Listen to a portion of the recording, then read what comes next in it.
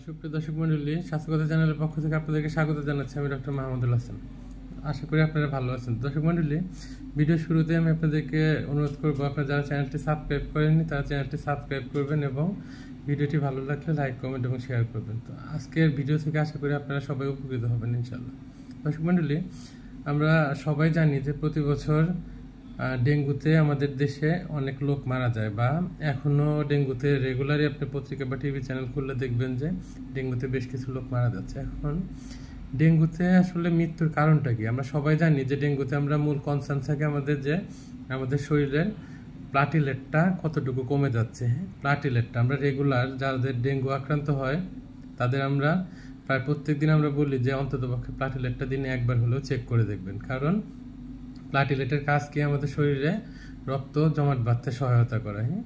আর প্লাটিলেটটা কমে গেলে আমাদের শরীরে কি হয়? ডেঙ্গুতে ইন্টারনাল ব্লিডিং, অভ্যন্তরীণ ব্লিডিং হয়ে রোগী শকে চলে যায়, রোগী মারা যেতে পারে।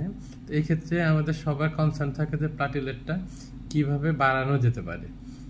তো এই ক্ষেত্রে আমি আজকে আপনাদেরকে কিছু খাবারের কথা বলবো, যে খাবারগুলো খেলে প্লাটিলেটটা বাড়বে আশা করি ইনশাল্লাহ। এই খাবারগুলোতে প্লাটিলেট বাড়ার মতো যথেষ্ট পরিমাণে উপাদান থাকে। শুরুতে আমি আপনাদেরকে বলবো পেঁপে।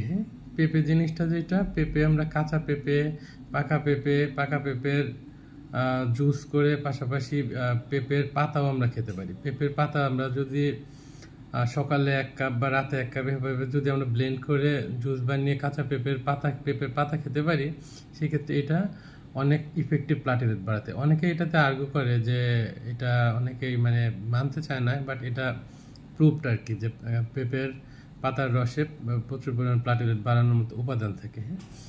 আর দ্বিতীয়ত দর্শক মণ্ডলী, আমি যেটা বলতে চাই সেটা হলো ডাব। ডাব খেলে আপনার ডেঙ্গু আক্রান্ত হলে শরীর এমনি দুর্বল হয়ে যায়, ইলেকট্রোলাইট ইমব্যালেন্স হয়ে যায়। সেক্ষেত্রে সকালে একটা, রাতে একটা, এরকম একটা ডাবের পরিমাণ ডাব খেলে আমাদের প্লাটিলেট বাড়াতে সহায়তা করে। যে কোনো লিকুইড খাবারই আমাদের প্লাটিলেট বাড়াতে সহায়তা করে। এটা হতে পারে বেদানা জুস করে খেতে পারি, বা বেদানা খেতে পারি, আমরা আমলকি খেতে পারি, আমরা অ্যালোভেরার জুসটা খেতে পারি। অ্যালোভেরার জুসটাও প্লাটিলেট বাড়াতে যথেষ্ট পরিমাণে ভূমিকা রাখে। পাশাপাশি আমরা লেবু খেতে পারি, কমলা লেবু, মালটা, এগুলোর জুস করে খেতে পারি। এগুলো প্লাটিলেট বাড়াতে অনেক গুরুত্বপূর্ণ ভূমিকা রাখে।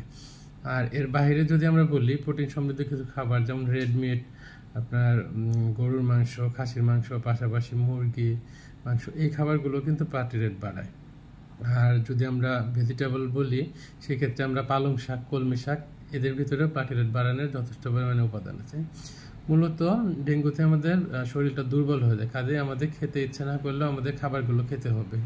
খাবারকে শরীর সতেজ রাখতে হবে। আর পাশাপাশি যে খাবারগুলো বললাম, এই খাবারগুলো খেলে আমাদের শরীরের যে দুর্বলতা, পাশাপাশি প্লাটিলেটের যে ঘাটতিটা, এই ঘাটতিটা পূরণ করে আমরা তাড়াতাড়ি দ্রুত সুস্থ হতে পারবো। আর আমাদের যে ঝুঁকিটা থাকে, সেই ঝুঁকিটা থেকে কিছুটা হলেও মুক্তি পাবে ইনশাল্লাহ। তো আমরা চেষ্টা করবো সবসময় লিকুইড খাবার খেতে।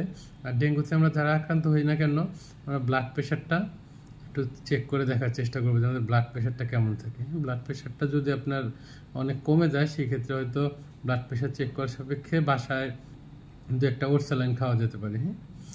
আর যে খাবারগুলোর কথা বললাম, এই খাবারগুলো খেলে আশা করি প্লাটিলেট দ্রুত বৃদ্ধি পাবে। ভালো থাকবেন। আসসালামু আলাইকুম ওয়া রাহমাতুল্লাহি ওয়া বারাকাতুহু। চ্যানেলটি সাবস্ক্রাইব করবেন।